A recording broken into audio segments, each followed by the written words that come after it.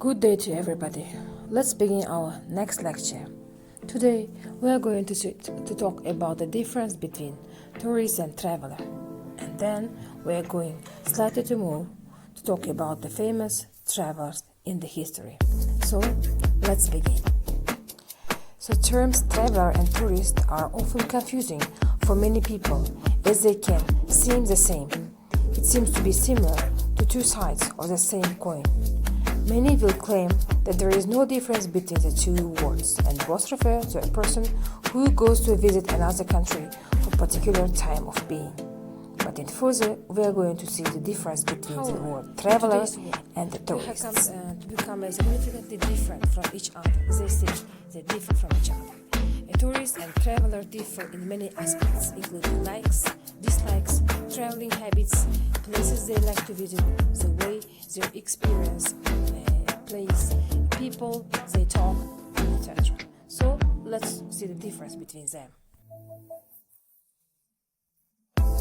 Making a trip, going on a vacation, touring and traveling are some of the words or phrases that are common with the concept of moving to different places. But in history, a lot of people like Christopher Columbus and Hussein Chang, they are called travelers but not tourists. And the question comes, why? Is there a difference between traveler and tourists? So let's talk. The first term is tourist. And what's the difference between the tourist and traveler? It sounds the same. They sound the same. Tourist can be equal to traveler. No. Let's identify the difference between two terms. The tourist means someone who visits a place for pleasure and interest, usually while on holiday. Look at the picture. They're taking photos. They're gathering in groups. They're visiting a place for pleasure and interest, usually while on holidays. The word tourist comes from tourism that refers to travel for pleasure and recreation. People going to distant places for pleasure, business, or any other business and staying there for a period of not more than a year. At the time, they're labeled as tourists. They go to far of their places. They may go for a vacation or for a business. Tourists usually visit in a short time. He has a special amount of time in which he has to plan his whole trip. He has to see the gist of the country. He has got a lot of bags, and they go visit tour groups. They are found in large groups. They visit the country in large groups. They work in large groups. So when we speak about the tourists, they are usually people that refer to interact with very little with of local people. They don't have the time to sit and converse with local people. They usually are seen taking photos and reside at hotels that have pools and spas, especially they prefer staying in hotels. What about the traveler? Traveler. The same sounds. It sounds the same. It seems to us the same. Some people say traveler and tourist are the same. As we talked about tourists, he has got a short time, he has got a lot of bags, he prefers to choose hotels, to stay at hotels. But what about the traveler? He's a person who travels often or who is traveling.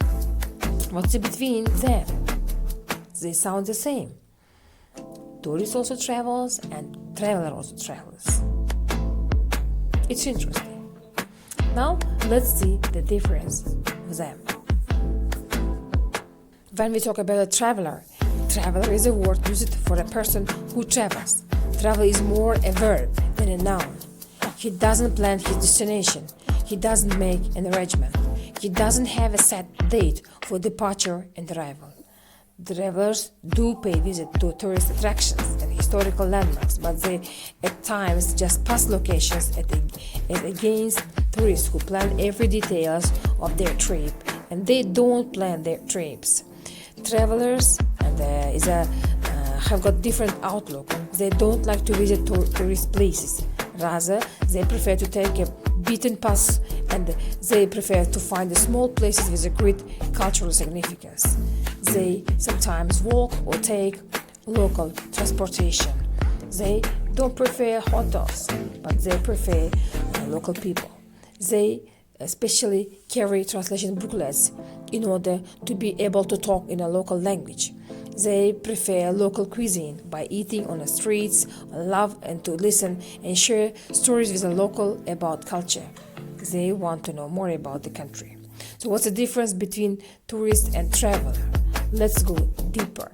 So previously we talked about the tourists who prefers hotels, who has got a planned action, while traveler, they don't plan their destination. They don't know when to begin the traveling and when it finish. They don't know departure and arrival time. A tourist is a traveler, travels for recreation and pleasure, sometimes business, but he may also be visiting friends and relatives or attending cultural events and sporting business, especially their purpose will be for business or for pleasure. I've just told about them, they have got planned activity, they act according to the plan or arrangement. Traveler is a person interested in traveling by instinct, and he passes through locations rather than collecting souvenirs for folks back home like a tourist. They prefer to see the local area. They are interested in culture. They are interested in talking to people. Here is the slight difference between them. Let's identify further.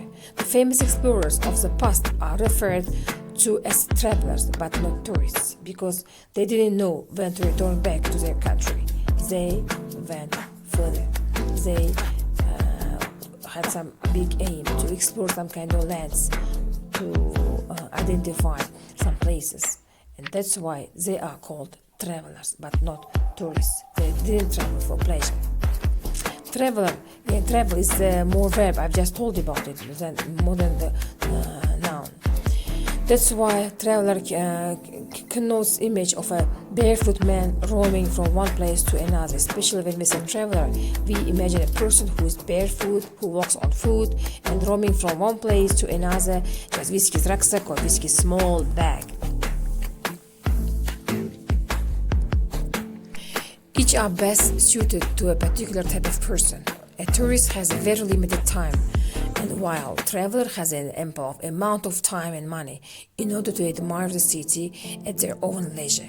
Being a traveler and tourist can sometimes be depend on the country and its place. So when we sum up according to the picture, we can say traveler has got much time, a great amount of time, while tourist doesn't.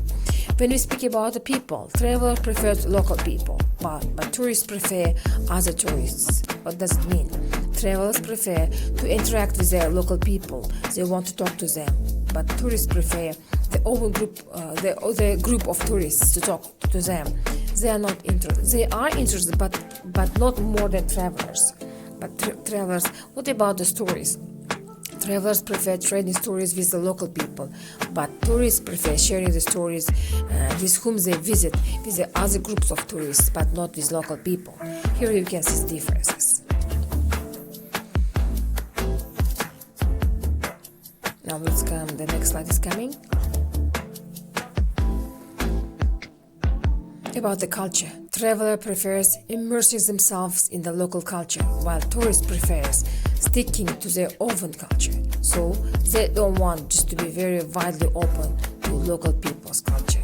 They are interested, but because of the lack of time, they get less than the traveler information from the local culture. Traveler, about the language, prefers speaking the local language, while tourists prefer speaking English or their own languages. And they are not interested more in the local people's speech because they have no time. Their time is limited. While traveler has got a great amount of time. He can talk, he can learn something from the local people. He can learn more from people. Maybe they visit some places, maybe they visit some weddings to see the culture of that nation. Travelers prefer shopping at local shops and bargaining like locals, but tourists prefer shopping at malls and decent shops. But it is given generally taking into consideration all the research and results of the research and conduct. And we cannot say that the tourists don't like to go shopping into local shops. No, they also prefer, but generally, when we take the generally or average percentage of the conduct, we can sum up the followings. Then bags, concerning to bags, travelers prefer carrying light bags while tourists prefer carrying heavy bags because they have got, they buy some things, they buy souvenirs for their relatives, and that's why they will have a very heavy bags, while travelers prefer carrying light bags because they walk on food and it will be difficult for them to carry heavy bags. What about the cuisine? Travelers prefer eating local cuisines and street food, while tourists prefer eating in restaurants and their own food. Generally, I mean, not 100% that we can assure you, but generally, travelers prefer local cuisine or street food, while tourists prefer restaurant eating. So now here we have identified the difference between tourists and traveler. Now, let's move to the next part of our lecture. The 10 most legendary travelers in the history. We are going to talk further. So, who were they? What they were famous for? Let's talk about them, about the history of the most important or the famous travelers in the world. History is filled with amazing adventures who paved the way for future explorers and inspired generations of wanderlust. Here are some of the best. Here below, we are going to talk about the best travelers in the history who got very adventurous life. The first person, Fridtjof Nansen. He was very famous. Look at his picture. He's handsome. He's at the time he was or earned fame in his own time. Let's talk about him. For the coming slide, we'll tell you everything about him. He was the first man to cross the Greenland's ice cap. He also sailed further north in the Arctic Ocean, and he and his colleagues even endured the 9 winter months in a hut made of stones and surviving solely from polar bears.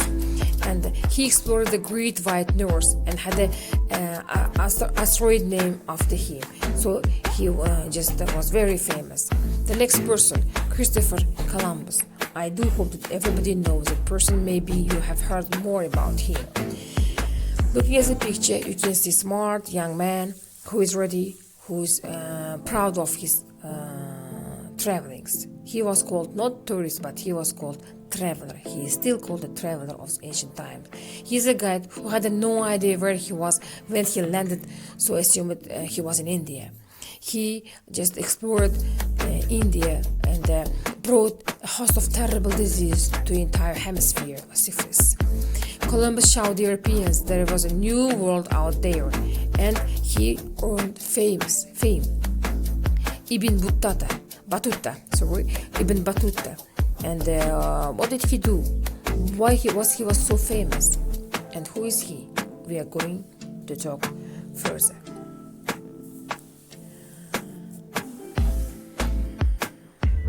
Let's wait for the next slide coming.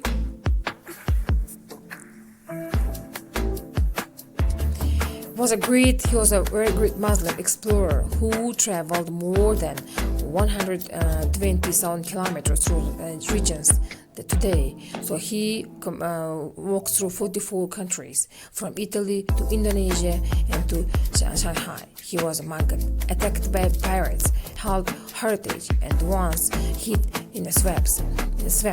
His travel writing provided rare perspectives of the 14th century medieval empire of Mali. He left after him travel writings about his experience. Xun Zhang, look at the picture. He has got a bag, he has got a rucksack behind him. He's walking, he's traveling, he's walking on foot, and he was famous in his own time. Let's talk about him. Who was he? Where did he go? Why was he very famous at the time? The next slide will tell us everything. So he was a Chinese Buddhist monk. He was traveler and translator who documented the interaction between China and India in the early Tang dynasty. He became famous for his 17 years overland journey to India, on which he was often ambushed by bandits, nearly died of thirst, and survived an avalanche. Lewis and Clark, look at the two people, both of them young, smart looking, intelligent looking. So why were they famous for at that time? What did they do? What made them famous? What for they became very famous? Let's talk about them. These two guys lead expeditions of 50 men to chart the northwestern region of the United States after the Louisiana Purchase and establish trade with the local population. They set out in 1804 and didn't return until 1806. So they were the first American to set eyes on the Columbia River. They faced disease, hostile, some kind of actions, but they survived. The next person, Emest Hemingway. Look at him. Maybe he is similar to you. Maybe you know him. He was the most interesting person at the time. At his time. Now let's talk about him. He was the traveler. Hemingway traveled extensively. His journeys inspired many of his greatest stories. He was a fisherman, hunter, soldier, and a drinker who lived in Paris, Cuba, and Spain. He was the most interesting man in the world because of his call to be the most interesting man in the world. He was called the most interesting person because he wrote a lot of things according to his stories. Marco Polo. I think that we talked about him in our previous lectures. Look at him. What do you think? What kind of adventure did he have in his life? What did he do? Was he famous during his time? Did he travel? Where did he travel? Let's talk about it. This legendary Venetian set out with his father and uncle to explore Asia when he was just 17 years old. They came back 24 years later after traveling over 15,000 miles. He has inspired generations of travelers with the tales that provide fascinating insight into Kublai Khan Empire, the Far East, the Silk Road in China. And he inspired the new generation. Just he caused the desire of traveling in them. Ernest Shackleton. So Ernest Shackleton, who was he? What did he do? What was he famous for? Let's talk about him, about his adventure, about his adventurous life.